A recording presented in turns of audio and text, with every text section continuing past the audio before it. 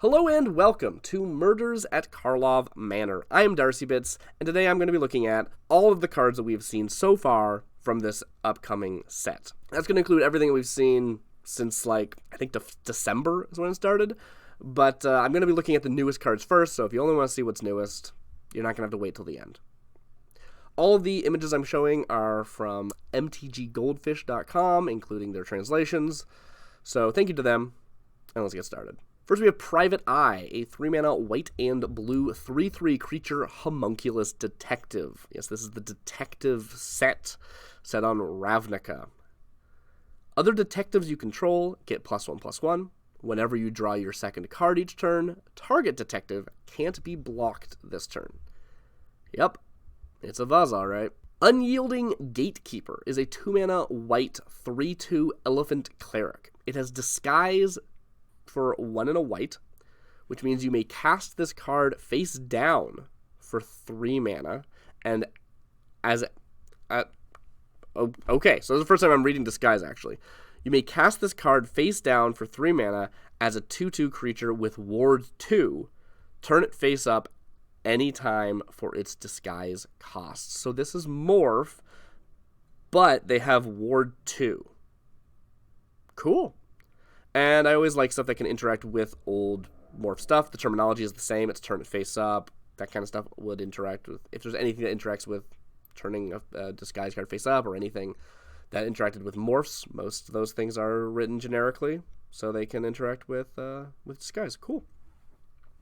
When Unyielding Gatekeeper is turned face up, exile another target non-land permanent. If you controlled it, return it to the battlefield tapped.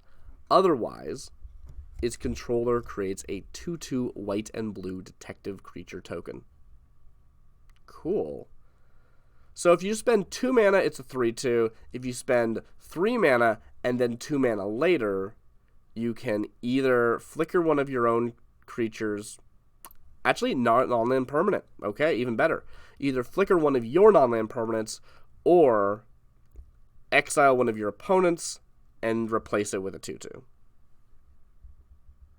Intrude on the Mind is a 3-mana... No, it's not. Intrude on the Mind is a 5-mana blue instant with 2 blue pips. Reveal the top 5 cards of your library and separate them into 2 piles.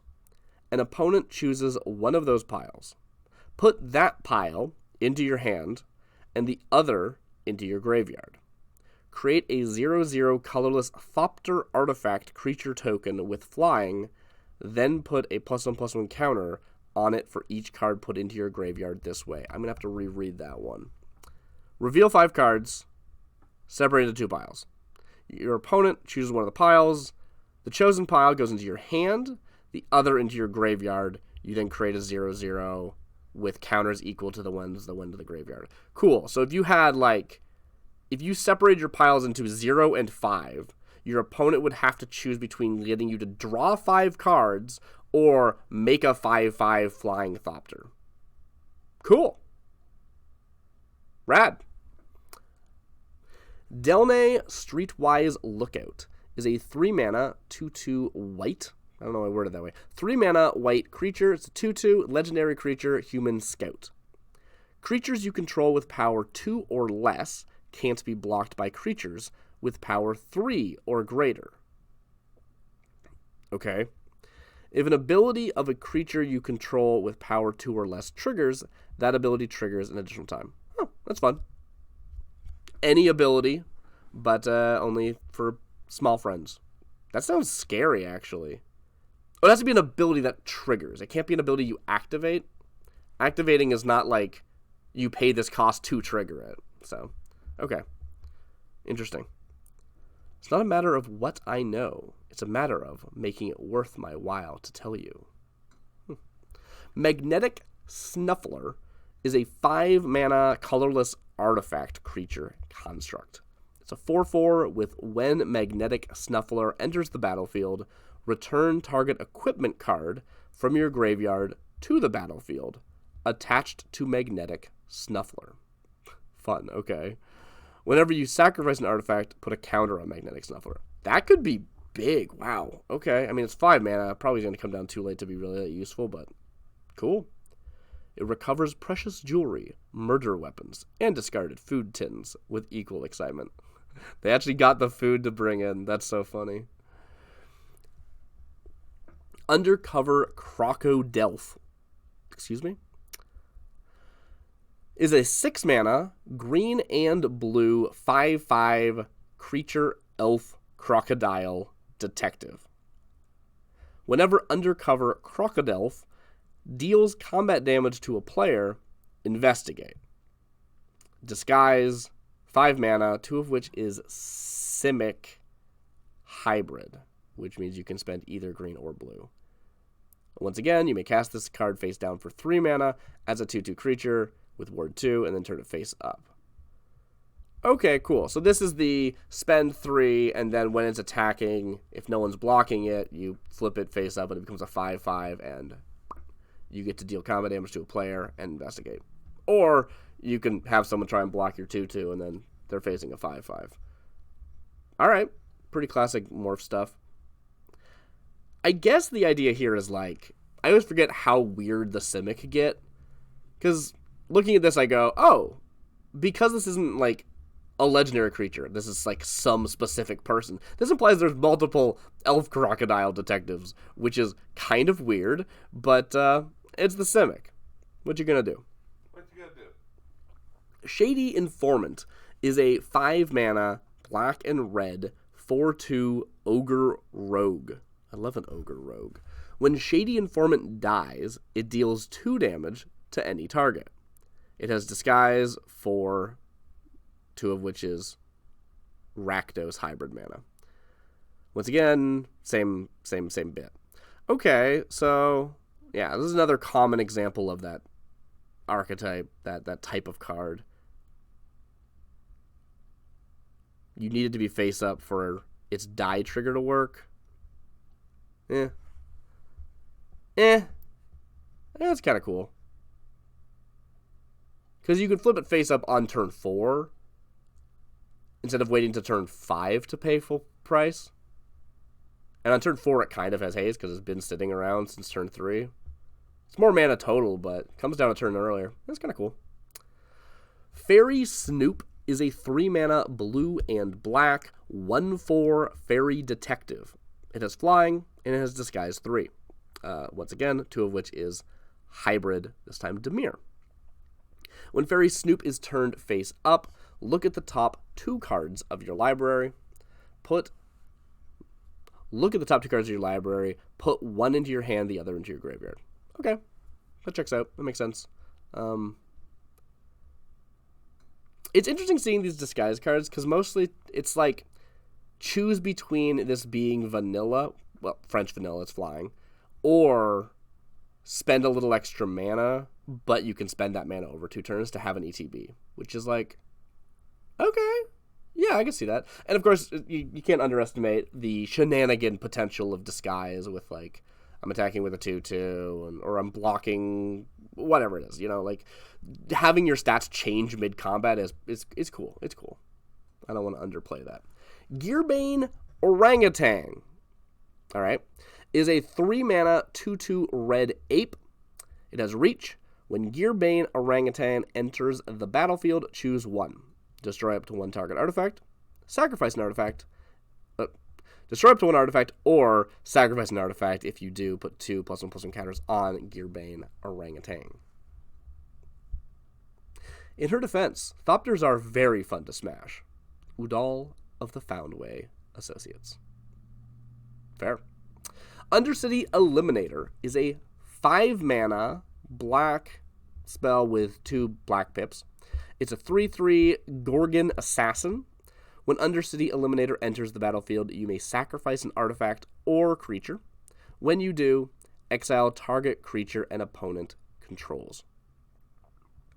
ETB, you may sack an artifact or a creature. When you do, exile. Okay, so this is like exploit, but you can hit artifacts.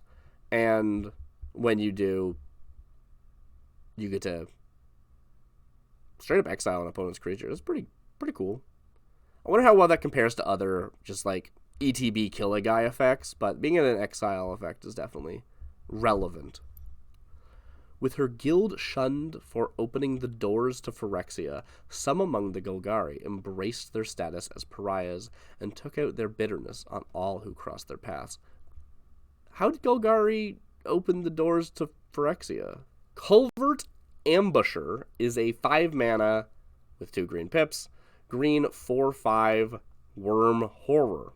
When Culvert Ambusher enters the battlefield or is turned face up, target creature blocks this turn if able. Okay, so we're seeing the other version where the disguise is not actually a benefit. You get the ETB or the turn face up, regardless of which side you cast.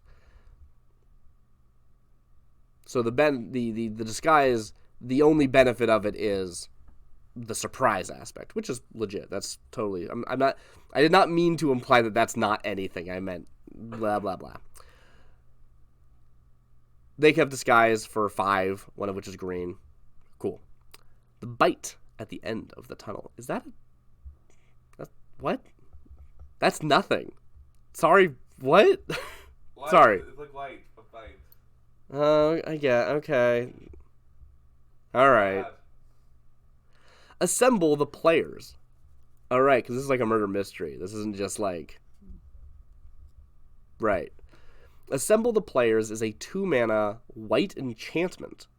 You may look at the top card of your library anytime. Once each turn, you may cast a creature spell with power 2 or less from the top of your library. Wouldn't it be wild if a card said, like, you may look at the top card of your library once each turn? As much as that seems like a silly haha memory game gimmick, it could be kind of interesting because it means, like, if you shuffle your library, you can't just keep looking at new cards. Look into that, Wizards. That might be something. Once each turn, you may cast a creature spell with power 2 or less from the top of your library. Cool. Buried in the Garden, this is a translated card, is a 4 mana with green and white enchantment aura. Enchant land. When Buried in the Garden enters the battlefield, exile target non-land permanent you don't control until Buried in the Garden leaves the battlefield. Whenever enchanted land is tapped for mana, its controller... Oh! So these cards I all haven't seen before, but, you know, you see a card here and there without trying. I did not... I thought it was the exiled permanents, like, owner got extra mana, which wouldn't make any sense because it would just vanish before they could do anything with it, but I thought that was kind of an interesting, like, trade-off, but, and this card would be bad if that was the case, so fair enough. No, this card's cool. When Buried in the Garden enters the battlefield, exile target non-land permanent you don't control, which is any non-land permanent, not just creatures. Until Buried, you don't control until Buried in the Garden leaves the battlefield. Whenever enchanted land is tapped for mana, its controller adds an additional 1 mana of any color. Cool. No, that's legit. That's rad, actually. 4 mana ramp plus removal? Dang. Steam Core Scholar is a 3 mana weird detective. They're a blue 2/2 with flying and vigilance. When Steam Core Scholar enters the battlefield, draw 2 cards, then discard 2 cards unless you discard an instant card, a sorcery card, or a creature card with flying. Huh. ETB, draw 2, then discard both of them. Well, it doesn't have to be both of them. You can discard any card, 2 cards in your hand. Or discard a single card, but that single card has to be instant, sorcery, or creature, which is a lot of options. Well, creature with flying. Creature with flying. That's like most blue cards. That is like most blue cards, yeah. Cool. Because we've seen these effects similarly. Blue instants, like, I can't remember the names of them, but there's the one that's like, draw 3, discard 2, unless you discard an artifact. Draw 3, discard 2, unless you discard a basic land. I think those are the 2 that we have. There might be an enchantment one too, maybe. Seems unlikely with blue, but anyway. This is not the same, but it's similar. It's draw 2, discard 2, but you also get a body. Ripper of Bloodlines is a 6 mana black Okay, a 6-mana black creature with 3 black pips. It is a 6/5 vampire assassin. It has flying, ward, sacrifice a creature, and whenever a creature dies, target opponent loses 2 life. You gain 2 life. That's rad. I like a big, expensive black spell, and it's any creature dies. It has to be an opponent controls, right? No, it's not. This is just like a really buff blood artist, right? Holy crap. It's target opponent. I don't know if blood artist is every opponent or not. Probably is. No, people would probably not be that excited about it otherwise. But, like... Blood art director. Yeah.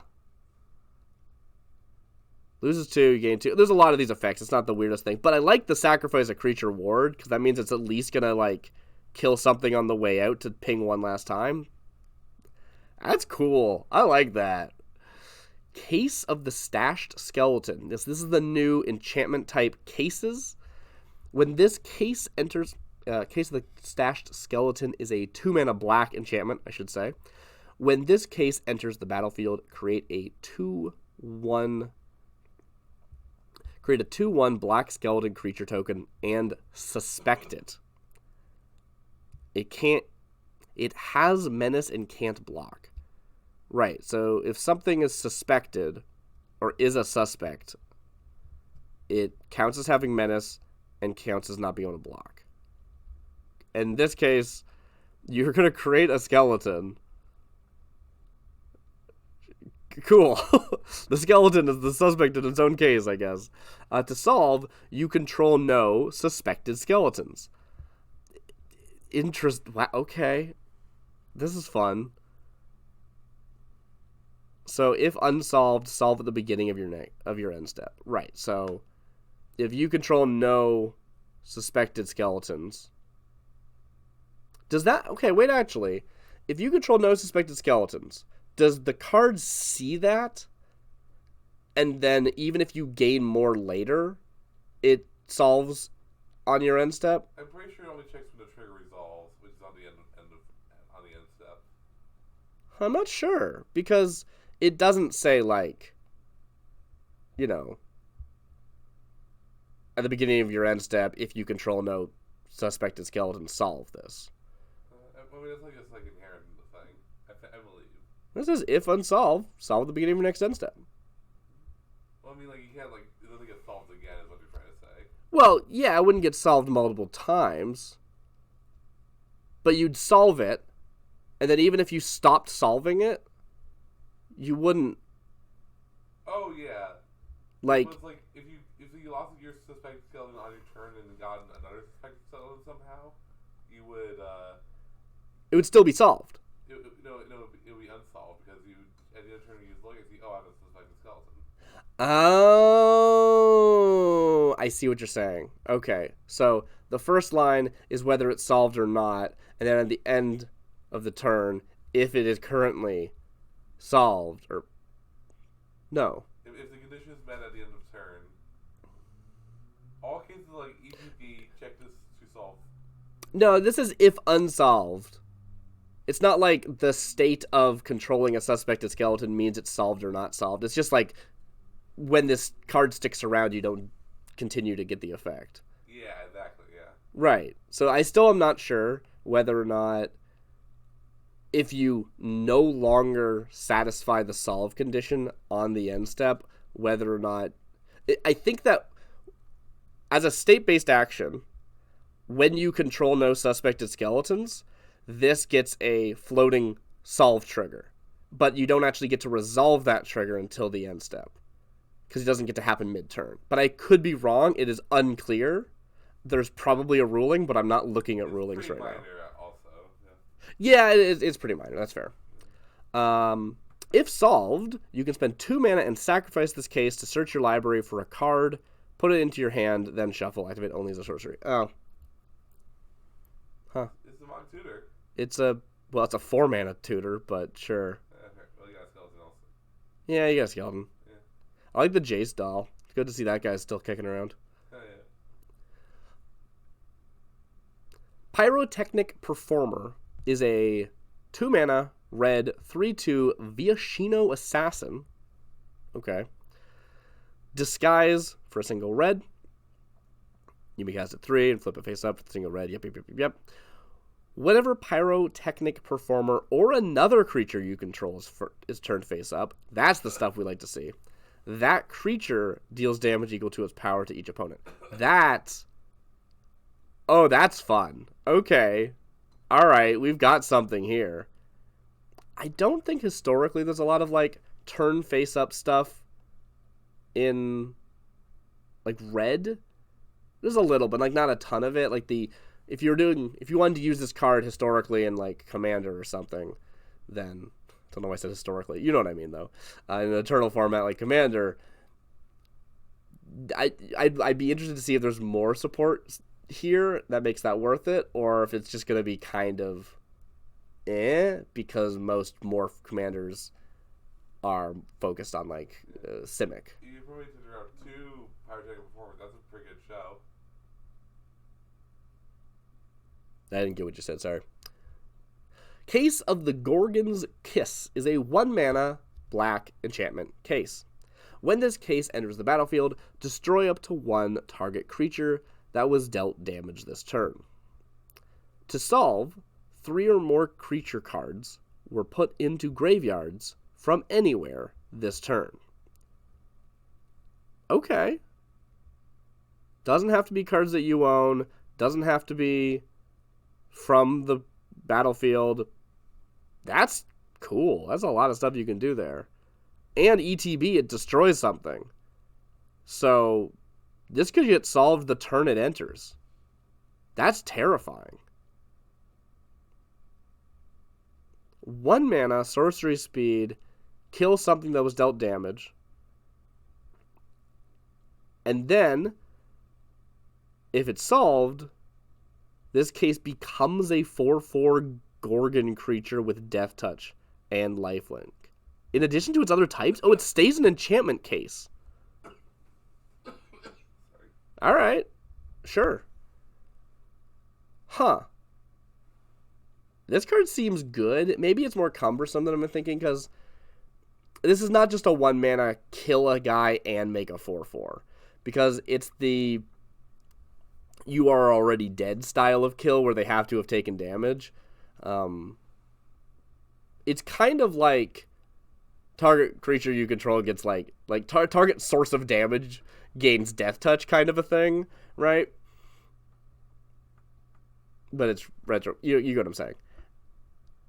And then you need to have it be 2 more creatures are also hitting the graveyard, which could be you swinging out, hitting their creature, your creature dies, their creature takes damage, you then Gorgon's Kiss it, you still need 1 more creature to hit the grave.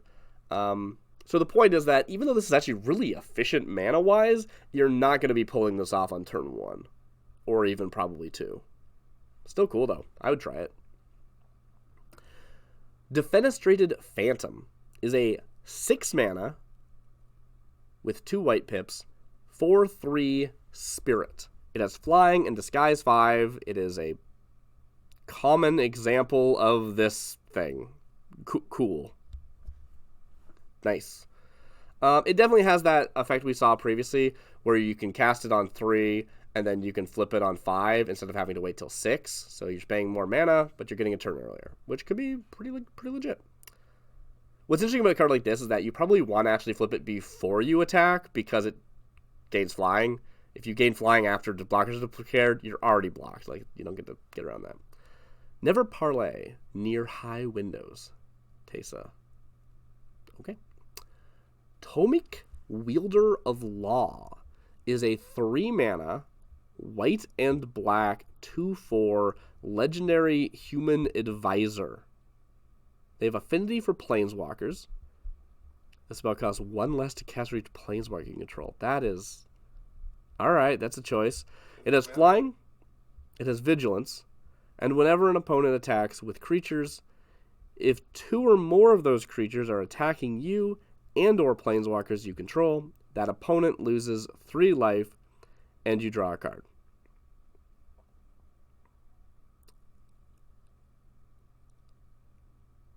Huh. 2 or more. Interesting. I don't like it. Next, Melek Reforged Researcher is a 5 mana blue and red star legendary weird detective. Okay. Is Melek an existing weird? I feel like I recognize the name, but I might just be thinking of another weird. Like, yeah, I'm not sure. Melek Reforged Researcher's power and toughness are each equal to twice the number of instant and sorcery cards in your graveyard. The first instant or sorcery spell you cast each turn costs 3 less to cast. Cool. Nice. Public Thoroughfare. Public Thoroughfare enters the battlefield tapped. When Public Thoroughfare enters the battlefield, sacrifice it unless you tap an untapped artifact or land you control. Tap, add 1 mana of any color. Okay. So it enters tapped, but it makes you any mana, and it needs to tap another thing. So if you have, like, you know, extra treasures or clues lying around, you could tap those, and a lot of artifacts don't even care about being tapped; they just sit there. So that's not a huge cost, but it could be. It could be kind of brutal. You know, turn 1, play a basic. Turn 2, you play this, tapping down your basic, and that's all you did turn 2? Wow. I find it really hard to evaluate how important add an extra mana of any color is. Like, I get it, but I also, it's hard to assess. Sanitation I just thought it was Sanitation Automation. Sanitation Automaton is a 2 mana colorless 2/1 artifact creature construct.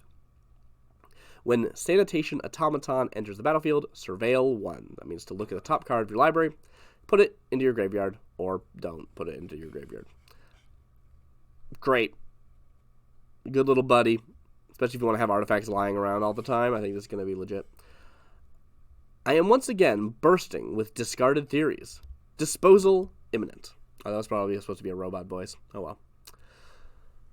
Voya Jaws of the Conclave. Maybe Voha? Not sure. 5 mana, red, green, and white. 5/5 legendary creature wolf. That's nice that they have their own card. I don't know if they've had their own card before. They always like the guy that hangs out with that guy in the background. I don't remember if they've had their own card. They're much cooler than the guy in the background. Vigilance Trample, Ward 3. Whenever Voya Jaws of the Conclave attacks, put X +1/+1 counters on each creature you control, where X is the number of elves you control. Draw a card for each wolf you control. Huh. Okay. Vigilance Trample, Word 3. Whenever they attack, so not an ETB, you do have to wait a turn, but it is before damage. They get buffed permanently, where equal to your elves, and then you draw cards equal to your wolves. Cool. Loxodon Eavesdropper is a 4 mana 3/3 green elephant detective. When Loxodon Eavesdropper enters the battlefield, investigate, which is to make a clue. If you haven't seen clues before, they're an artifact for 2 mana. You can sacrifice it to draw a card. It doesn't even require a tapping, so it does actually work well with that land we saw. Whenever you draw your second card each turn, Loxodon Eavesdropper gets +1/+1 and gains vigilance until end of turn. Okay, so not +1/+1 counter, just +1/+1 until end of turn. Cool, great. Galvanize. I think this is an existing card. I think this is just a reprint. 2 mana instant. Galvanize deals 3 damage to target creature. If you've drawn 2 or more cards this turn, Galvanize deals 5 damage to that creature instead. Cool. Creature removal. Why doesn't Kylox put on off switch on these things?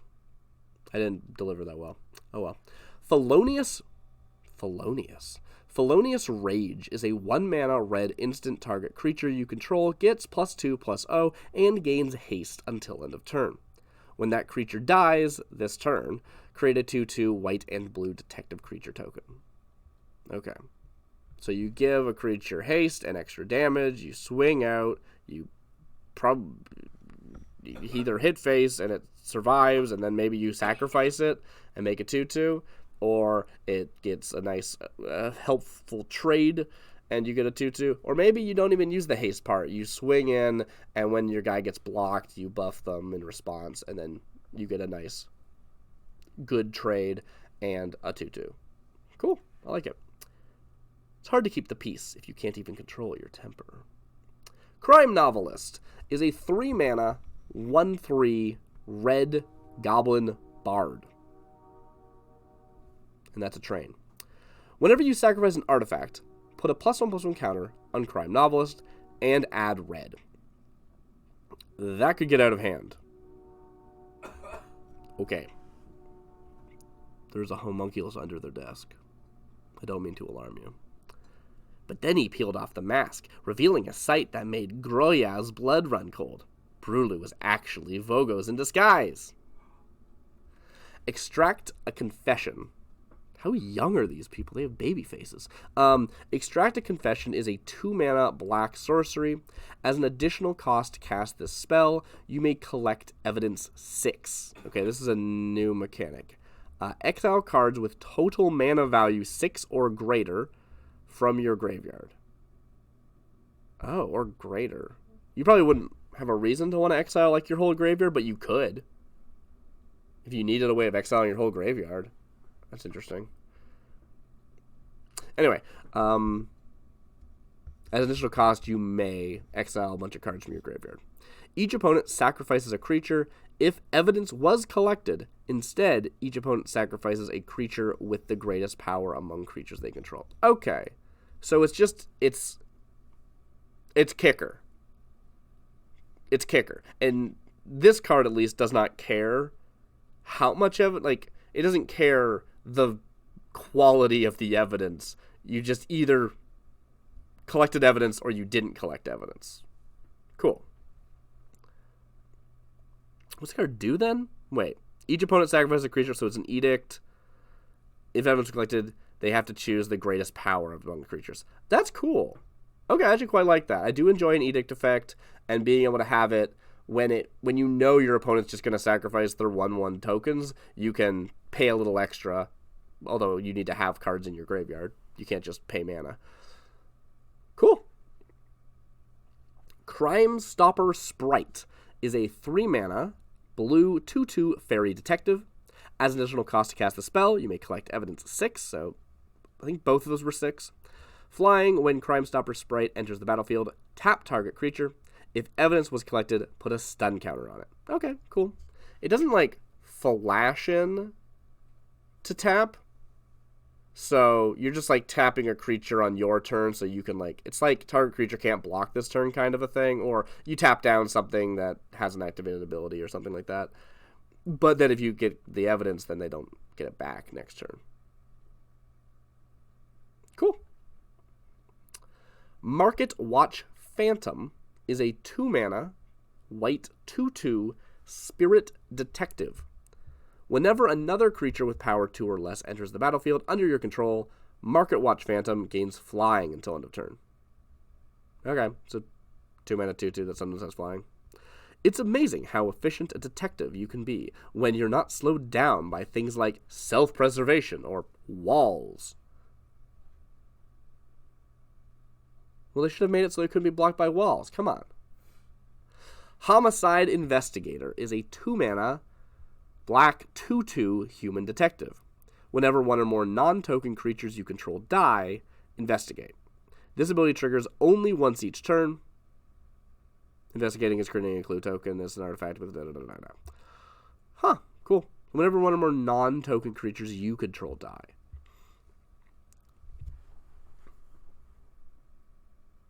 Alright. Yeah. This is rare? Huh. It is once each turn, not once each of your turns or anything. So, like, you know, you can do stuff with that, but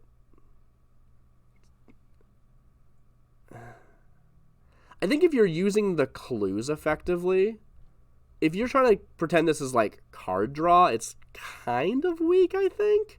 But if you're using the clues, if like having artifacts on the field is relevant, that could be pretty good. Okay. In her line of work, the dead are often better sources than the living. What? Why? Okay. Sharp-eyed rookie. 2 mana, green, 2/2 human detective.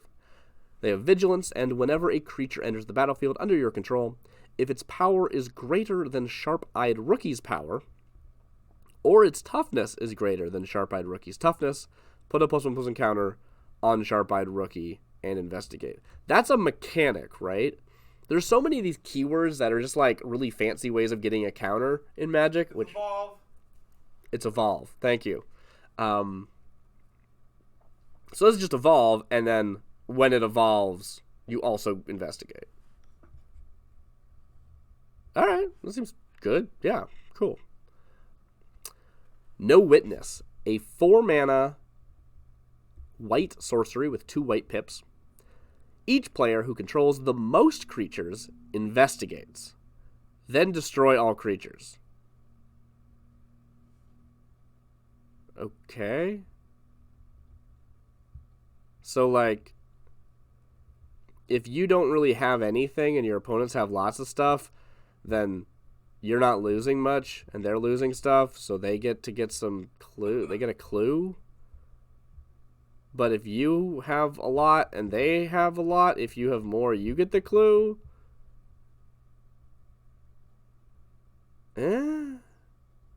Okay. I mean, you gotta have I get that wraths are important. It just isn't, like, a very interesting one. When cunning fails, there's always violence. Hedge Maze. Okay, so there's a cycle of lands. These are all going to read basically the same way. Hedge Maze, Forest Island. Is it a flooded hedge maze? Why is it just called Hedge Maze then? That's okay. It's got fountains. Yeah, but like any hedge mazes don't have to have fountains. I guess so. That's so weird. Hedge Maze enters the battlefield tapped. When Hedge Maze enters the battlefield, surveil 1. Surveil 1. First 5 people, that's why it's blue. What'd you say? Maybe the first 5 people, that's why it's blue. I can't hear you. Either way, Magic has, it's purely a mechanical thing. I'm not mad at Wizards for, like, not being able to figure this out, but it's so funny what counts as a, like, basic land type and what doesn't. It's like, this is a forest island, but, like, plenty of other things aren't? Yeah, alright, cool. This is the least forest island-looking forest island that you have. Elegant Parlor. It's a mountain plains. Of course it is. I'll 100% believe you. Elegant Parlor enters the battlefield tapped. When Elegant Parlor enters the battlefield, surveil 1. Which, like, this is the same as the, in New Capenna. The 3 colors, the triomes. I believe they were the basic land types, and they were just, like, people's houses. Meticulous Archive. Same in blue and white, or plains and island, I should say. It's just a room. Why is this room tapped for mana? Lush Portico. I don't know that word. This place looks like it taps for mana. I don't know if it's a plains. It does look like it could be a forest, though. And Commercial District, a mountain forest. Comes to play tapped. Enters, surveil 1. Cool. I do kind of like this one. I can imagine it's high up enough that it counts as a mountain, and there's some trees. It's good enough, I guess. Oh, there's also Thundering Falls. Sorry. Thundering Falls is an island mountain. Cool. And Shadowy Backstreet. There's way more of these than I realized. Plains Swamp. Wow.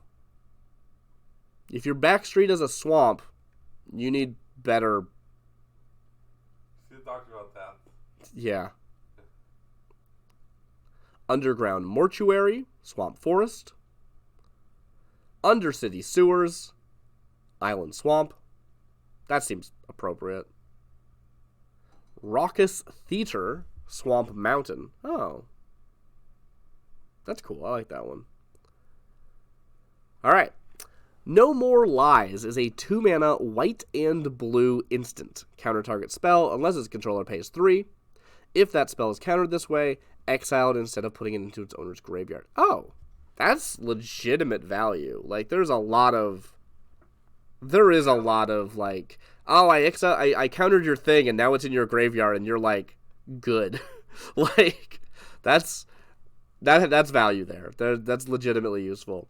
And it's a, it's a actual counterspell. Like, it's 2 mana to counter a spell. Yes, they could pay 3, but 3's a lot. And you can hit anything. And it exiles. It is 2 colors, though, which is legitimate. But, I mean, so is counterspell. It's just 2 blue. I mean, it's not 2 colors, but, Lies fester and flourish in shadow. Our job is to bathe them in light. Sure it is. Long goodbye.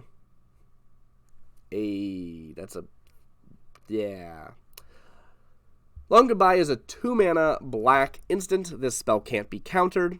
Destroy target creature or planeswalker with mana value 3 or less. Oh, interesting.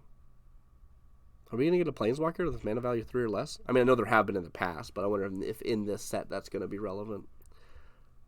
It'd be kind of weird to, like, make a card and then, like, it has a mode that just is impossible to ever have happen in this. Yeah.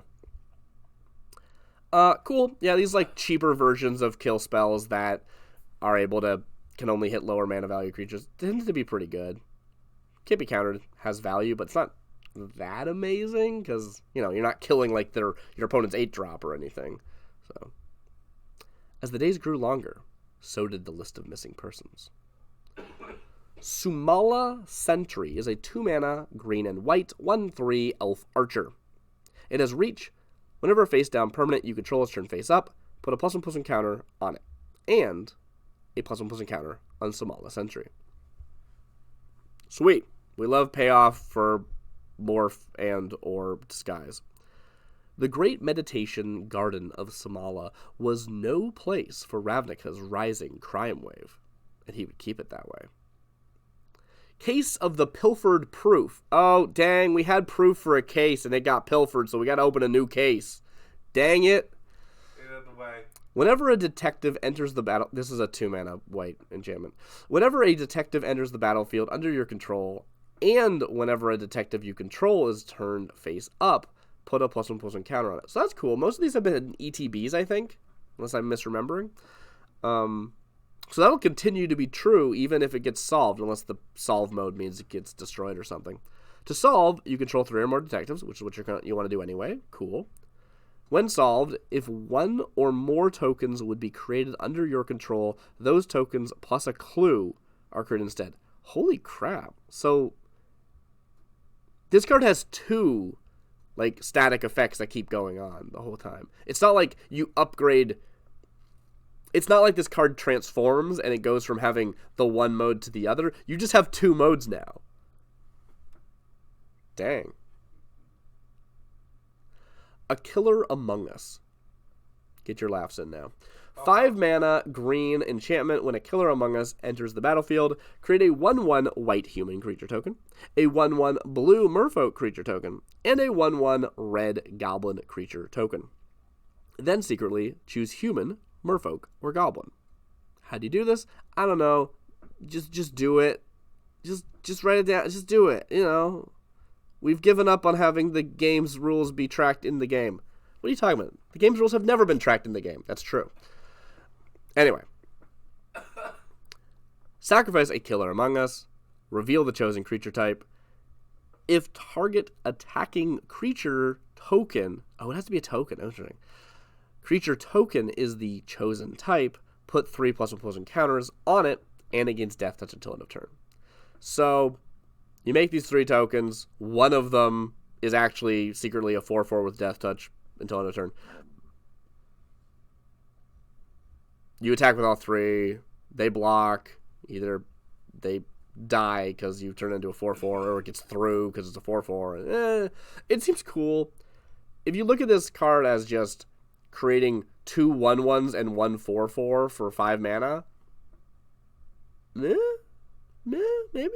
I'm not sure. Not entirely sure if that's good enough. But you add in the surprise element of doing the thing. Cool. And because you can just sacrifice this at any time, there's not really a risk that you're just going to lose the one you chose. It's also entirely possible if you have other ways of making humans or merfolks or goblins, you could lose all of them and then still be able to get the effect later or something if it's more advantageous, which is kind of cool. I'm kind of into that.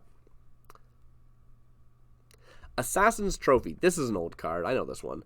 2 mana, green and black. Instant, destroy target permanent and opponent controls. Its controller may search their library for a basic land card, put it onto the battlefield, then shuffle. Not just any floriculturist can grow this caliber of Nightbloom. We're looking for a rooftop hothouse with quite particular conditions. Dr. A of the Foundway Associates. Okay. V2 Ghazi Inspector is a 2 mana, 1/3 green elf detective. As an additional cost to cast the spell, you may collect evidence 6. Okay, so again, they've all been evidence 6. I wonder if that's going to be consistent or not. It has reach. When V2 Ghazi Inspector enters the battlefield, if evidence was collected, put a +1/+1 counter on target creature, and you gain 2 life. Okay, it's a 2 mana 1/3 with reach, or if you kick it, it's a 2/4, and you get 2 life. Analyze the Pollen is a 1 mana green sorcery. As an additional cost to cast the spell, you may collect evidence 8. Okay, immediately answering my question. Search your library for a basic land card. If evidence was collected, instead, search your library for a creature or land card. Reveal that card, put it into your hand, then shuffle. What's interesting here is that it's not that it goes from land to creature, it goes from basic land to land or creature. So you could use the kicked mode to still tutor for a land because you want a non-basic land, which is kind of cool. I definitely have decks that need me to be doing stuff with non-basics that are build-arounds, and that would be relevant. I can see this going into one of my decks. That's not really what this review is about, but, you know. It's not even a review, I'm just reading the cards. Bite Down on Crime is a 4 mana green sorcery. As an additional cost to cast a spell, you may collect evidence 6. The spell costs 2 less to cast if evidence was collected. That is weird. It's like an additional cost that then changes the cost. If I was making custom cards, I would feel like that's not correctly worded, but whatever. Cool. Target creature you control gets +2/+0. Until end of turn, it deals damage equal to its power to target creature you don't control. Yeah, I feel like I'd make this like a 2 mana spell that then says, like, additional cost to cast a spell, you must either collect evidence 6 or pay 2, right? Yeah. It would change the mana value, which might be relevant, but weird. So it gives something +2/+0, and then it gets to bite instead of fighting. It doesn't. I'm crying. Deals damage equal to the power you don't control. Okay. There's probably better bite effects, but cool. Convenient Target is a 1 mana red enchantment aura. Enchant creature. When convenient target enters the battlefield, suspect enchanted creature. It has menace and can't block. Oh. Interesting. Enchanted creature gets +1/+1. For 3 mana, return this card from your graveyard to your hand. So you enchant something, and maybe you want it so it can't block. It's your opponent's thing. It's bigger, but it can't block. You attack through, you win the game. Yay! Or you put it on your thing, and now your thing has menace. But if it does end up getting killed, you can then pull this back from your game. I miss Sticky Fingers. That card's great. Airtight Alibi is a 3 mana green enchantment aura. It has flash and enchant creature. When Airtight Alibi enters the battlefield, untap enchanted creature. It gains hexproof until end of turn. If it's suspected, it's no longer suspected. Suspected is weird. It's like goad. But, yeah. Yeah, goad is generally until the start of your next turn, but it doesn't have to be. Some things are goaded. Just goaded. You just have to remember. I like Goat as a mechanic. I do not like how that's just like really annoying to track. This is different because it's not like it's suspected by you in the way that Goat is it's goaded by you, and the who is goading it matters. If this mattered who was suspecting the card, that would make this way more annoying, but it's not that, so never mind. Enchanted creature gets +2/+2 and can't become suspected. Cool. Hexproof until on a turn's fun. It's got flash. 3 mana. Cool. Night Drinker Moroi is a 4 mana black 4/2 vampire. It has flying, and when it enters the battlefield, you lose 3 life. It disguises for 2 black pips. So, being cast face down, it does not have any of its text. If you could then so you could spend 3, cast it face down, then spend 2 black to flip it face up. You would not be hit by the negative ETB. So, if you did this as turn 3, cast face down, it survives till your next turn, you spend 2 to flip it face up, you then can be attacking that turn on turn 4, a 4/2 flyer with no downside. Is that good enough? It's pretty. It makes me go, ooh, that's cool, but I don't know if it practically is actually that good. It does do that thing in my brain that goes, ooh, that looks fun, do that. This might end up being a pet card of mine. I could see that. Huh. And you have all the shenanigan potential. So you're spending 1 extra mana if you go the disguise route. But it's not like this thing has haste. Throwing it down as a 2/2 with ward is probably way better. It's more defended than paying full price and then hoping it doesn't get back to you. You pay full price for this, it's just gonna like lose you 3 life then die. Nah, this card's cool. Krenko, Baron of Tin Street. Hey, Krenko, what you been up to? A 3 mana, 3/3 red legendary creature goblin. It has haste. For tap and sacrifice an artifact, you may put a +1/+1 counter on each goblin you control. Sweet. And it has haste, so it can do that the turn it enters the battlefield. Whenever an artifact is put into a graveyard from the battlefield, you may pay red. If you do, create a 1/1 red goblin creature token. It gains haste until end of turn. Sweet. I do enjoy the, like, tokens that gain haste until end of turn, because it means you can just use the same token. It doesn't have to have, like, a token that says haste on it. Like, it doesn't matter after the first turn. Who cares? It gains haste until end of turn. Yeah. It's easy. I quite like this. It's small, it's elegant, it's like it does something immediately. You know, you can spend 3 and then tap it immediately and sacrifice something to buff your whole board. It makes goblins if you don't have a lot of goblins.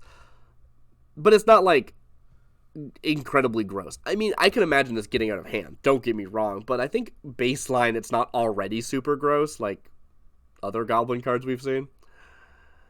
War Leader's Call is a 3 mana red and white enchantment. Creatures you control get +1/+1. Whenever a creature enters the battlefield under your control, War Leader's Call deals 1 damage to each opponent. Oh. Wait, what? It's an... It buffs your whole board, and then it's also... What'd you call it, B? Impact Tremors. Impact Tremors, thank you. I was only thinking Tremors. Impact Tremors is 2 mana, bye-bye, yeah. Does Impact Tremors care about anytime anyone's creature enters? I forgot. Okay, I'm not sure either. But, still, if you're the one putting in your deck, you intend to be triggering it. That's the whole point. This card's gross. I mean, it's 2 colors, but holy crap, that is terrifying. Izoni, Center of the Web, is a 6 mana, black and green, 5/4 legendary elf detective. They are not, in fact, a spider, despite what this art might lead you to believe.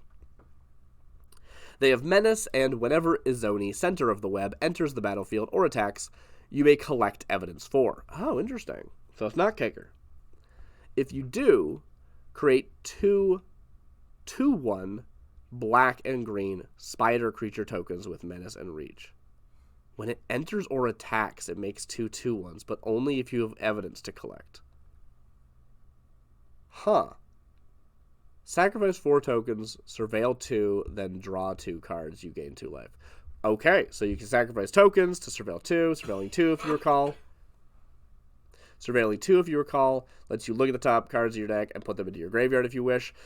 You can also put one or the other into the graveyard. You don't have to put both, which wasn't clear in the reminder text from the previous cards. But, yeah, so you're filling your graveyard for more evidence. You have to sacrifice 4 tokens. That's kind of a lot. This card seems good. I really like the limiter on it, though. It's an interesting, flavorful limiter. It doesn't feel just, like, super arbitrary. It seems doable. And I can imagine this card existing without that limiter and just being unfun to play, I guess. Like, just, like, too much. Seems good. Then again, it does have to attack to get its trigger after the first time, but it has Menace, so it helps you get there, but it's susceptible to just being punched. It is 6 mana, though. Whew. Branch of Vitu Ghazi is a land. It taps for colorless for some reason. It's like the greenest land we've seen out of all the actual forests in this game. And, nope, it's colorless. Disguise 3. That's cool. I believe there's only been one other, like, morph land, the, like, Zoetic Caverns or something. So that's cool. We're getting a Disguise land. I like that. You may cast this card face down as a 2/2 creature with ward, which means it can be an extra land drop. It's 3 mana for an extra land drop. Cool. When this is turned face up, add 2 mana. I guess it's 6 mana for an extra land drop. So that's actually not as good. But anyway, when Branch of Vitu Ghazi is turned face up, add 2 mana of any one color. Until end of turn, you don't lose this mana as steps and phases end. Okay, so legitimately, it is a lot closer to 4 mana, put a land into play. Which is kind of going raid, except this doesn't enter tapped. It's not like when it's just turned face up, tap it. If you, like, attacked with it or something, sure. But probably you're going to block with this, and then you're going to flip it. You do, like, lose that mana if you don't have something else to cast that turn, so...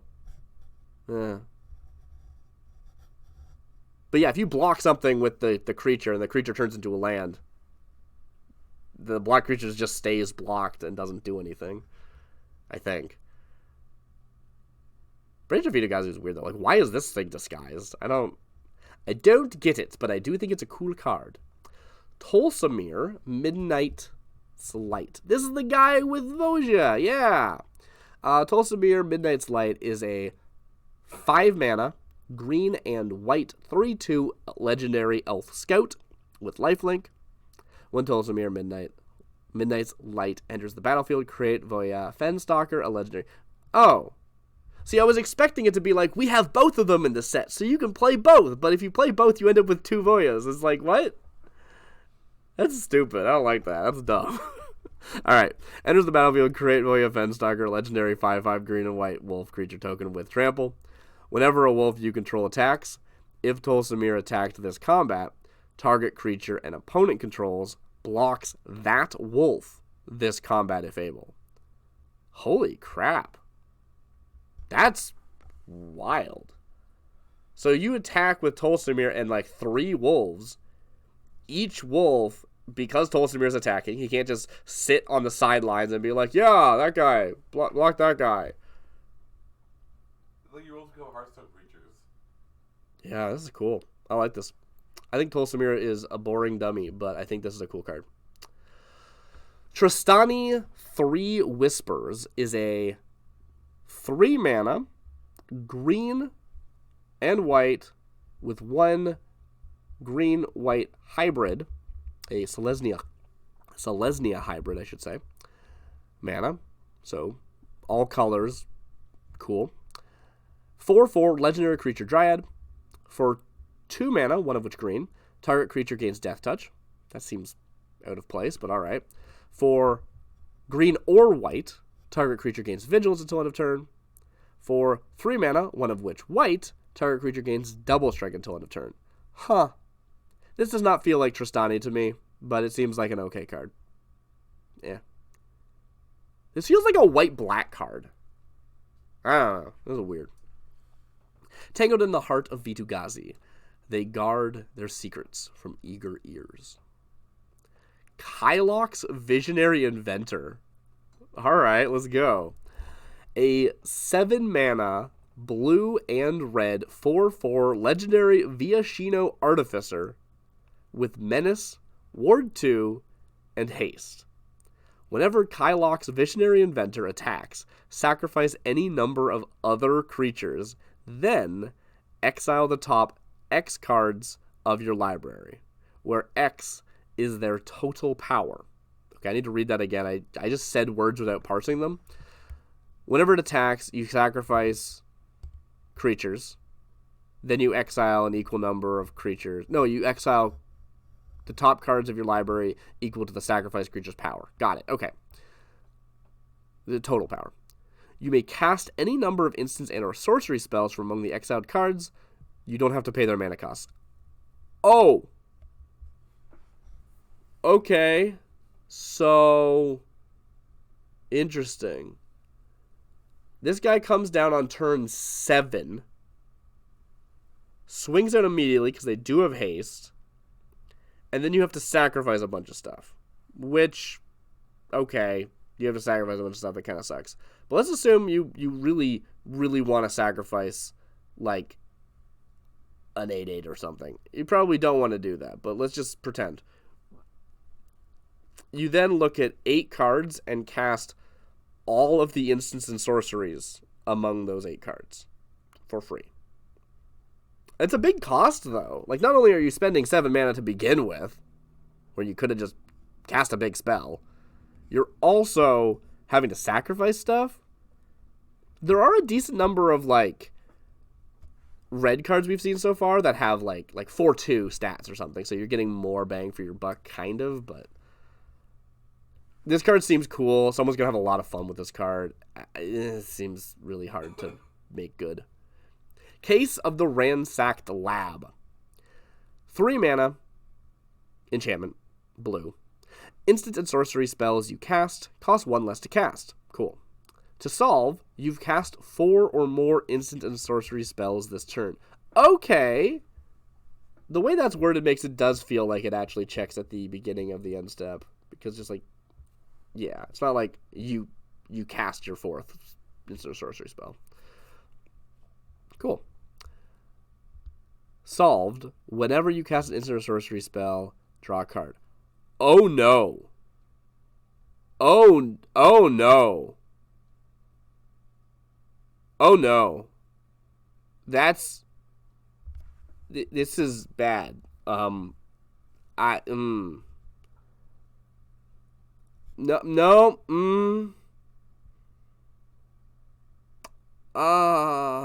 It's just everything you want in the deck goes in. This is... I don't know if this is too good from a technical, like, competitive standpoint, but...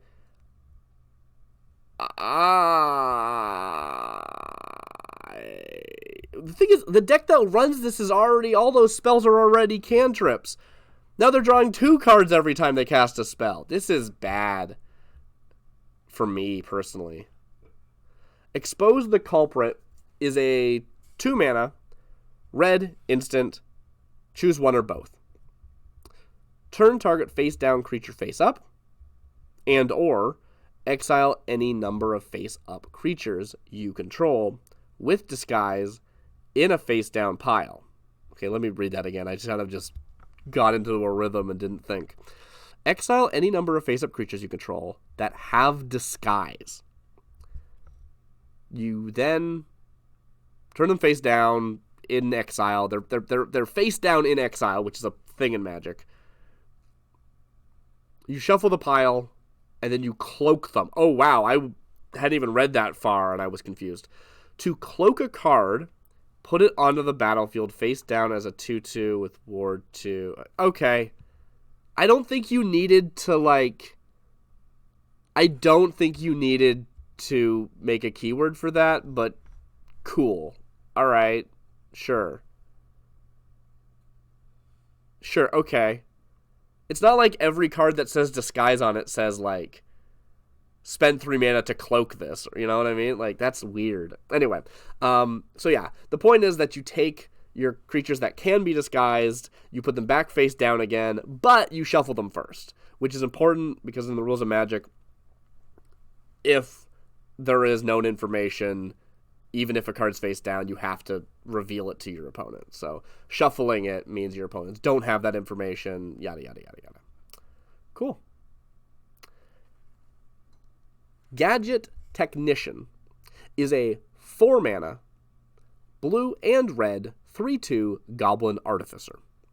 When Gadget Technician enters the battlefield or is turned face up, create a 1/1 colorless Thopter artifact creature token with flying. Cool. So once again, it's not that, oh, if you don't do the disguise, you won't get the Thopter. You get it either way. It's just, if you disguise it, it costs 2 mana, blue or red. And, of course, the original 3 to cloak it, I guess. It's so weird. Yeah, it's like the cost. So disguise cost is revealing the disguise because it's actually a cloak is the... Okay, I don't need to be... It's fine. So you're spending 5 mana overall to go from a 2/2 to a 3/2 and getting a 1/1 instead of spending 4. The benefit is you can play it on turn 3 and then flip it on turn 4 and still have 2 mana left over, I guess. And it sort of has pseudo haste at that point, which is okay. Seems okay. Dog Walker is a 2-mana, red and white, 3/1 human citizen. It has vigilance and disguise for 2 Boros mana. Boros hybrid mana. When Dog Walker is turned face up, create 2 tapped 1/1 white dog creature tokens. Right, so this is the other side where if you just pay 2, it's just a 3/1 vigilance. You have to pay the full 5 if you want the 2 tapped 1/1s. Wow, tapped 1/1s. Okay. Dang. But you can turn it up on like someone else's turn or whatever, and then the 1/1s will untap, and yeah, it's kind of cool. That's a big difference, though. It's going from 2 mana to 5 mana, played as early as turn 4. I don't know how I feel about that. Scene of the Crime is an artifact land. What? Oh, dang. I kind of thought they would never do that again. They seemed like they regretted it. That was the vibe I was getting. All right. Artifact land clue. Scene of the Crime enters the battlefield tapped. It taps to add colorless. It taps to tap an untapped creature you control and add a mana of any color. Okay. Or you can spend 2 and sacrifice it to draw a card. I think that's just cute. I mean, that's relevant. Like, there's definitely lands that you sacrifice them to draw a card, and that's a pretty efficient, like, sac... It's all made for some sacrifice, which is nice. Right, because it doesn't need to tap to sacrifice itself. Which oftentimes, lands that sack themselves to draw do have to tap, so it costs 1 more in a way. So this is kind of like 1 mana. Sacrifice this, draw a card. Which is pretty good for a land, even though it did come into play tapped. I can see myself playing this. It does look like it's a white and black card, though, which I think is an interesting... Yeah, I don't know. It's very Orzhov. Deadly Complication is a 3-mana, black and red sorcery. Choose 1 or both. Destroy target creature, and or... put a +1/+1 counter on target suspected creature you control. You may have it become no longer suspected. Okay, cool. So we're seeing more stuff that interacts with suspect. It's interesting. And if you are running suspect in your deck, you can suspect your own stuff to give it menace, and then you can do this to give it an extra counter. And you don't have to have it become no longer suspected, so it can still have menace if you want, or you can say, nah, I'm pivoting. I want it to be able to block next turn. Cool. But it also you can interact with if your opponent is suspecting your creatures all the time and they can't block and you don't like that, which is cool. But outside of the proactive use of it, it's not going to really have much use outside of if suspecting your opponent's cards becomes meta relevant. So that's a little bit frustrating. It's still 3 mana destroy a creature, though. Like, that's not bad. I mean, it kind of is. It's sorcery speed. Yeah, no, it's kind of... Yeah. This honestly could be put a +1/+1 counter on target creature you control. You may have it become no longer suspected. Like, it does not... Yeah, I feel like they're really pulling their punches there. They do not need that line. Case of the Filched Falcon. Classic. Gotta have a falcon. Case of the Filched Falcon is a 1 mana blue enchantment. When this case enters the battlefield, investigate. To solve, you control 3 or more artifacts. Okay, so you are encouraged to hoard your clues, not crack your clues. That's fun. Solved. For 3 mana, sacrifice this case. Put 4 +1/+1 counters on target non-creature artifact. It becomes a 0/0 bird with flying. Cool. So one of your clues is it was the falcon the whole time, and it's alive. It's an actual falcon. It's gonna. Yes. If you solve the case on the turn, you play the case. Yeah. That's an open shut case. True. Yeah. That'd be a thing. It becomes a 0/0 bird creature with flying, and it doesn't do it to other types. This seems bad. I think this seems bad. I mean, it's weird, right? Like, assuming you can play this on turn 1, get enough tokens, and then sacrifice it on turn 3, that lets you get a 4/4 with flying on turn 3, but it's a artifact, and maybe you wanted that artifact if it's like a clue.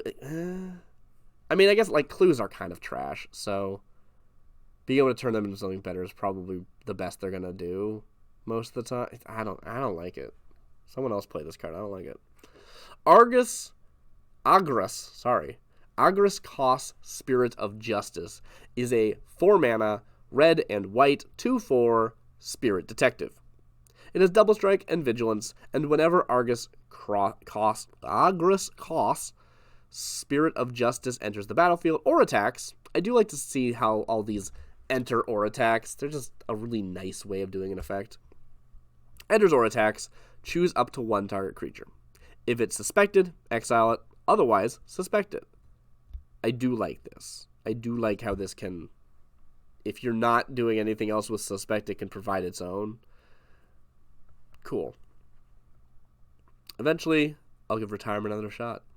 But not today. Oh, another shot. Oh, cool.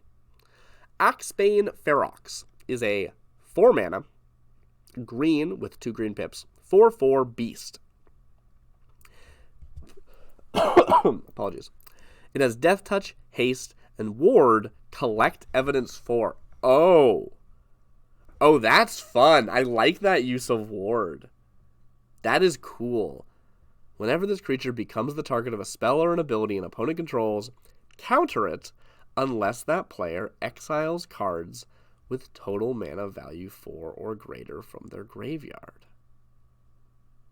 That is so cool. Huh.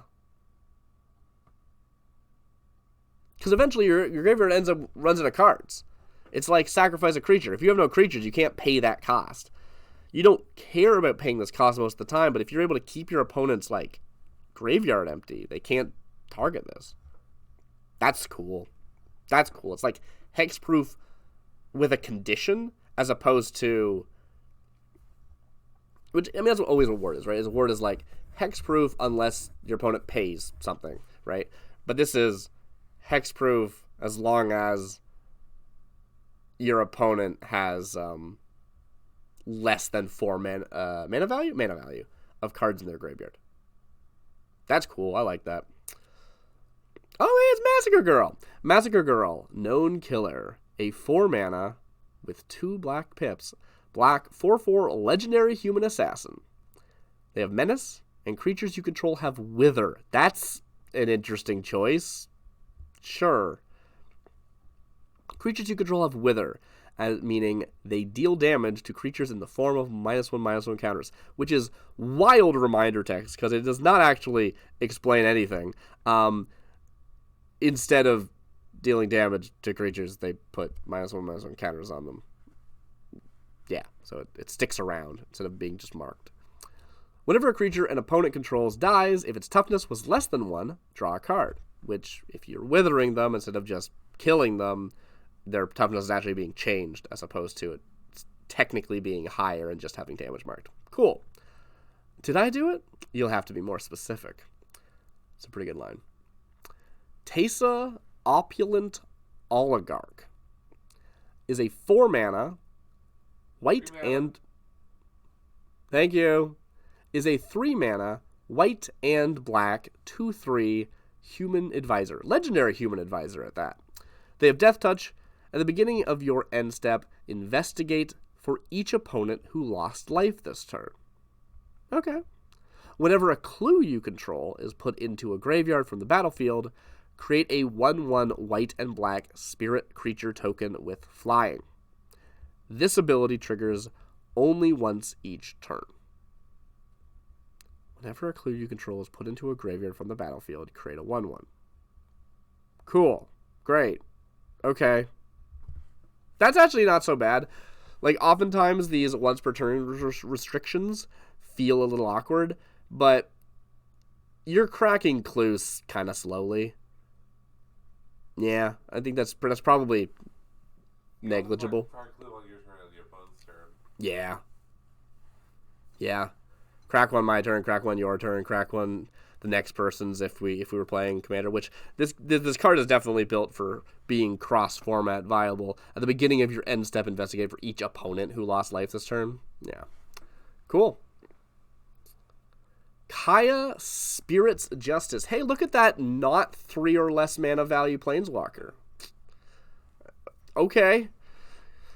Kaya Spirit's Justice is a 4 mana, white and black, 3 loyalty, legendary Planeswalker Kaya. Whenever one or more creatures you control and or creature cards in your graveyard are put into exile, you may choose a creature card from among them. Until end of turn, target token you control becomes a copy of it, except it has flying. Okay, so if you have a token on the battlefield from a previous turn, becoming a copy of a thing that just got exiled, it would be able to like attack and tap and stuff. So that's cool. But if you made the token this turn, it wouldn't. So it'd be kind of irrelevant. Cool. For +2, surveil 2, then exile a card from a graveyard. Okay, so that would trigger their static. For +1, create a 1/1 white and black spirit creature token with flying. So that would be a token potentially, but you'd probably rather use like clues. And for -2, exile target creature you control, which again would trigger their static. For each other player, exile up to 1 target creature that player controls. Interesting. Huh. It's kind of like everyone exiles a creature, but they didn't word it that way for some reason. Well, you have to pick all of them. Yeah. Okay.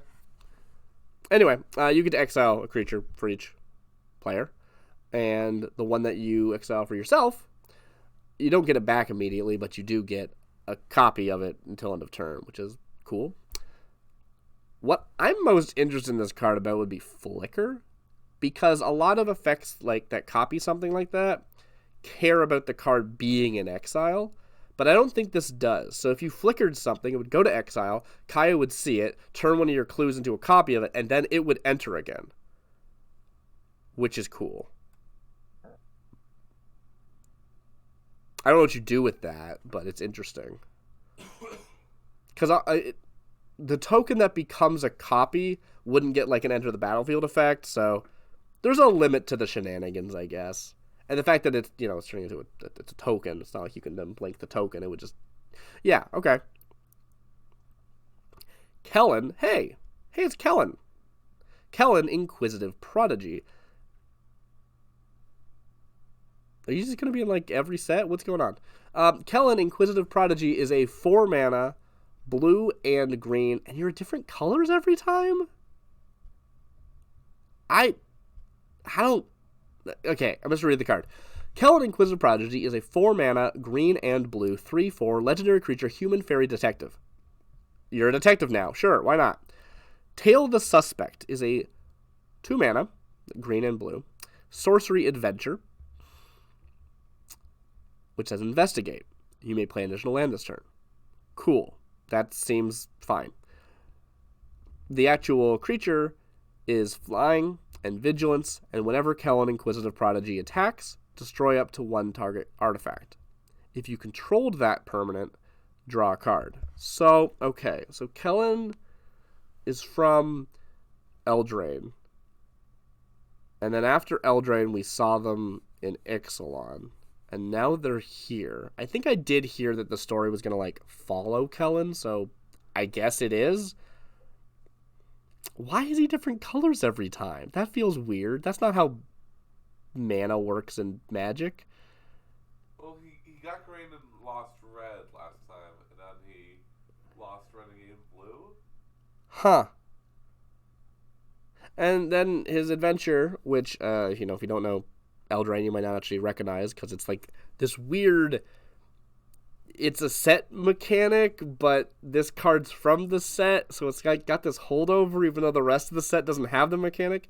You can cast it as a sorcery, Tail the Suspect, and you then exile the card, and you can cast it as a creature from then on. Cool. But I don't know why I said but. Investigate and then play a land this turn. That's pretty good. 2 mana. I think that seems fine. I'd have to compare it to other effects, but yeah, it seems fine. And then, whenever Kellen attacks, destroy a artifact. If you control that permanent, draw a card. That's actually, it feels kind of bargainy, which was the set mechanic from Eldraine, which was, bargain was a form of kicker where you could sacrifice artifacts, enchantments, or tokens, and get an extra effect. But instead, you are sacrificing an artifact, or you are destroying an artifact that your opponent controls, or sacrificing one of your own to draw a card, kind of. It wouldn't trigger sacrifice effects, but you know what I'm saying. I'm getting a bit too into it. Auspicious Arrival is a 2-mana instant. Target creature gets +2/+2 until end of turn. Investigate. You create a clue. Cool. Proft brushed past the guards and introduced himself as the great detective Proft, without a hint of irony, then identified the culprit within minutes. Oh, right, this is not a creature. I was like, well, this isn't Proft, but yeah, it is. It's just, this is an instant. Okay. 2-mana instant, target creature gets +2/+2 until end of turn and investigate. Okay, cool. They show up, I'm bigger, I'm better, and also here's a clue. Cool. Atrata Deadly Fugitive. Ooh, why are you a fugitive? 3 mana, blue and black, 1/4, legendary vampire assassin with death touch. Face down creatures you control have 4 mana, 2 of which blue and black. Turn this creature face up. If you can't, exile it. Then you may cast the exiled card without paying its mana cost. If you can't? So you can't turn up non-creatures. Is that what that means? Non-permanent, sorry, non-permanent. Huh. Non-permanent. Okay. Interesting. Face down creatures you control have 4 mana, turn it face up. If for some reason it's not a permanent, you may cast the exiled card without paying its mana cost. Okay, that's weirdly worded, because if you didn't know that, you'd be like, well, I turned it face up, it just wasn't a creature anymore, right? Yeah. Cool. Whenever an assassin you control deals combat damage to an opponent, cloak the top card of that player's library. Which, good thing we saw that other card, or I wouldn't know what that meant. Cool. So that's the idea here, is that they can cloak any card from the top of your library, which is like Manifest. That's the one. Where Manifest was basically meant the same thing as Morph did. As this is disguised to cloak, which is cool. I didn't really think about it. Manifest always kind of had its own mechanics because it was really more about being able to use any effect like this. Doesn't care if it is a creature or not. You can still flip it face up to cast it for free, right? So, interesting. There's a lot going on here. Hopefully that made sense. Aurelia's Vindicator is a 4-mana with 2 white pips, white 4/2 creature angel. They have flying, they have lifelink, they have ward 2, and they have disguise X, 3, and white. So 4 mana plus X.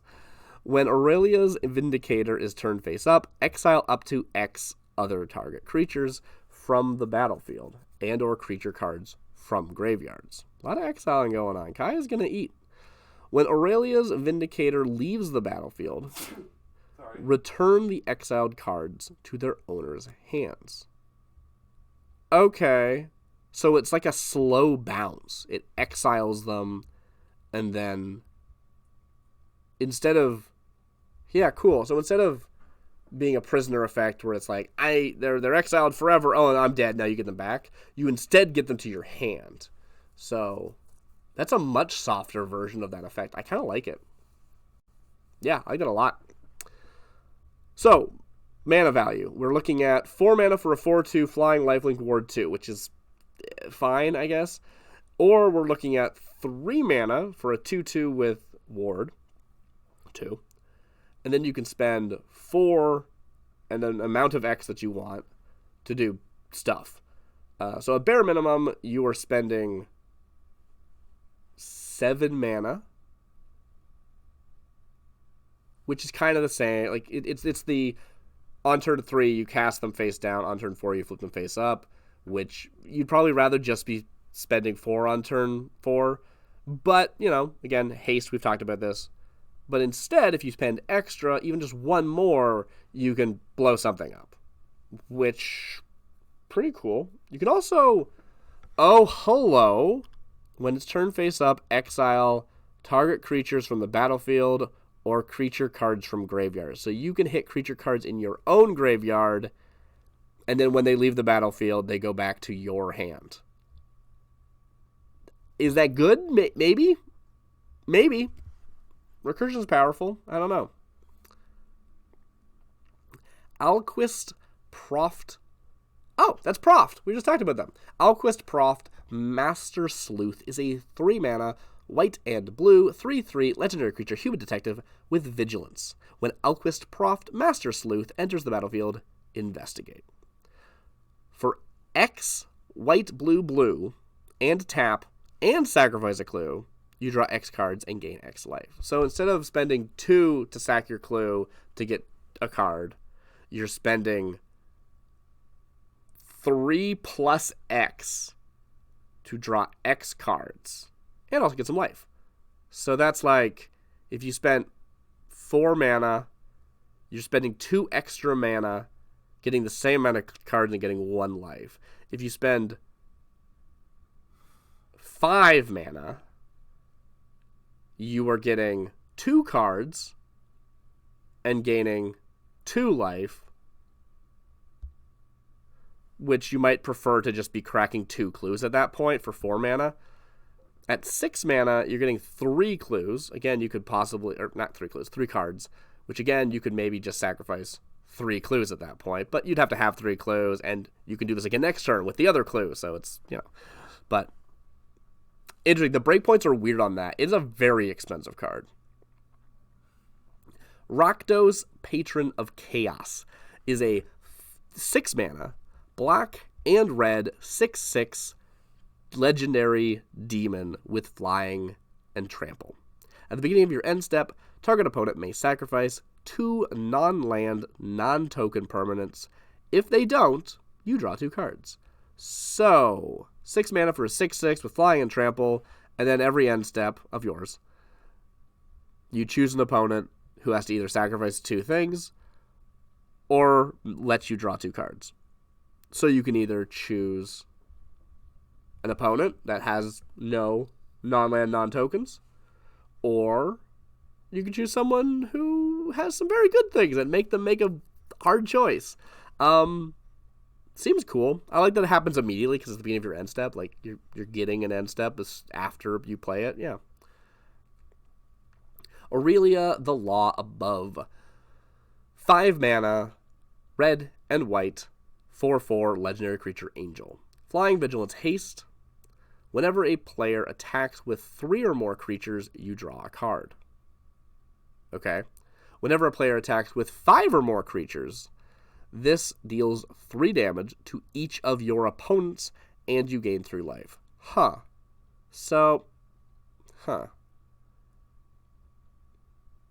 If your opponents are going wide, it punishes them, and if you're going wide, it benefits you.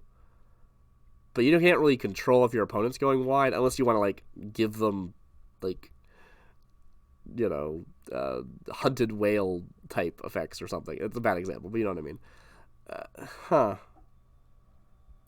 Okay. Didn't we just see an Aurelia card? Did you have 2? Knife. It's just called Knife. Is a 1 mana red artifact clue equipment. As long as it's your turn, equipped creature gets +1/+0 and has first strike. For 2 mana and sacrifice Knife, draw a card. It has equipped 2. So, as long as it's your turn, equipped creature gets +1/+0 and has first strike. So, first strike only on your turn. I'm into that. The +1 only on your turn feels unnecessarily restrictive, but sure. And then you could sacrifice it to draw a card because it's a clue. Which you don't even need to do the equip part for that. So you could just spend 3 mana, draw a card with this, which it's not good, but it's not the worst. Like, we've seen things that have cycling 3. This is basically a cycling 3. Well, it's not actually that good. It's worse than cycling 3 because, well, I don't know. It's kind of better than cycling 3. Cycling 3 you can do at instant speed on your opponent's turn and then start, yeah. But here you could spend 1 on your turn and then spend 2 at instant speed on anyone else's turn. So it's kind of like cycling 2. Not on my watch is a 2 mana white instant exile target attacking creature. That either has to be a reprint or a functional reprint. Like, yeah, white loves exile target attacking creature effects. You know, Proft, I've done a lot of questionable things in my life, but helping a pompous detective save lives is a new low, even for me. I'm not sure who that is, unfortunately. Atrada? That was my first guess, but I'd have to look at the other art. Lead Pipe is a 1 mana black artifact clue equipment. Equipped creature gets +2/+0, and there's no restriction. Whenever equipped creature dies, each opponent loses 1 life. For 2, sacrifice Lead Pipe, draw a card, and equip 2. Don't get me wrong, first strike's powerful, but like this feels better. I like this a lot better. I don't know. You equip it and it dies, everyone gets pained, and you equip it again. Magnifying Glass. This is definitely a reprint. I know this one. 3 mana artifact, add colorless, 4 mana tap, investigate. Cool. Curious Cadaver is a 4 mana blue and black 3/1 zombie detective. It has flying, and whenever you sacrifice a clue, return Curious Cadaver from your graveyard to your hand. Okay, I mean, being able to infinitely recur it back and back and back and back is good, but it's 4 mana. This is no reassembling skeleton. When you said I could learn a lot from a corpse, I have to admit I wasn't expecting it to lecture me on forensic procedure. Kellen to Ezrim. Did we see Ezrim so far? I don't remember Ezrim. Benthic Criminologists is a 5 mana blue 4/5 merfolk wizard. Whenever Benthic Criminologists enters the battlefield. Wait, these aren't detectives? Okay, sure, whatever. Make Kellen a detective, but these guys, no, they're criminologists. They're not detectives. Cool. Benthic Criminologist enters the battlefield or attacks. You may sacrifice an artifact if you do draw a card. Sweet. Scientists from the Civic Combine are regularly seconded to various detective agencies in hopes that sharing their expertise will improve the guild's tarnished reputation. Wait, the Civic also have a tarnished reputation? What's going on in Ravnica? Well, there's an invasion. Like... Hotshot Investigators is a 6-mana, what? 6-mana blue 4/4 Vidalcan detective. When Hotshot Investigators enters the battlefield, return up to one other target creature to its owner's hand. If you controlled it, investigate. Okay. I mean, you can bounce something that has a good ETB, and then cast it again. You also have investigate. Like, we'll take it from here, kind of thing. Or you can bounce something your opponent controls. This is 6 mana. No. This is... No. Yeah? 6 mana? For a 4/4 that bounces? I mean, maybe the bouncing your own thing is good here, but... They always think they're better than the local investigators. They're usually right. Out Cold. 4 mana, blue instant. This spell can't be countered. Oh, reminder text. This includes by the ward abilities. That's awesome, because that is a non-intuitive thing, so having that as reminder text is actually really nice. That's good. That probably was on previous cards and I didn't notice. I like that. That's rad. Tap up to 2 target creatures and put a stun counter on each of them. Investigate. Okay, cool. Permanent with a stun counter on it would be untapped. Remove one instead. 4 mana. Can't be countered. You can stun down things with ward. Cool. Tap 2 target creatures, put a stun counter on them, investigate. Yeah, okay. I can't tell. 4 mana is a lot. It's hard to say if that's good enough. We'll get their statements after they defrost. Topiary Panther. A 6 mana, green with 2 green pips, 6/5 creature plant cat. Plant cat. It has trample and basic land cycling 2, one of which is green. Cool. Basic land cycling is so much more interesting than cycling, right? Being able to actually... It's not even forest cycling. It's basic land cycling. Discard this card, search your library for a basic land, reveal it, put it in your hand, then shuffle. That's quite good. Like, if you're just going to play a card to search your deck for a basic land, you could do worse than 2 mana. The gardens around Karlov Manor are oddly bereft of birdsong. Burden of Proof is a 2 mana blue enchantment aura. It has flash, enchanted creature gets +2/+2 as long as it's a detective you control. Otherwise, it has base power and toughness 1/1 and can't block detectives. Interesting. So you put it on one of your detectives, they become a 2/2, or they get +2/+2, I mean. Or you put it on an opponent's thing, it becomes a 1/1 and it can't block. Oh, it can't block detectives. Okay, cool. You must have known all the lies would catch up to you eventually. Deduce. That feels like an existing card. I feel like that's a reprint. 2 mana, blue instant, draw a card, investigate. Proft lit up like a man who had just been handed a glorious and unexpected gift. I know who's responsible for this, he said, and I can prove it. Demand Answers is a 2 mana red instant. As an additional cost to cast this spell, sacrifice an artifact or discard a card. Draw 2 cards. Oh, okay. Sure. Cool. After the attempt on Aurelia's life, she gave the agency an ultimatum. Solve the case in 24 hours, or the Boros Legion would declare war on the cult of Rakdos. Oh, is that the premise of the set? Okay. Sure. Gleaming Gear Drake is a 2 mana, blue, and red. I don't know why I said it that way. 2 mana, blue and red, 1/1, artifact creature Drake. It has flying, and when Gleaming Gear Drake enters the battlefield, investigate. Whenever you sacrifice an artifact, put a +1/+1 counter on Gleaming Gear Drake. Cool. So it comes with its own artifact. You sacrifice, it gets a counter. It seems pretty decent if you're already planning on doing stuff with like that. And it's got flying. Like, you're not just putting a bunch of counters on something that's going to get blocked. It's pretty cool. I like it.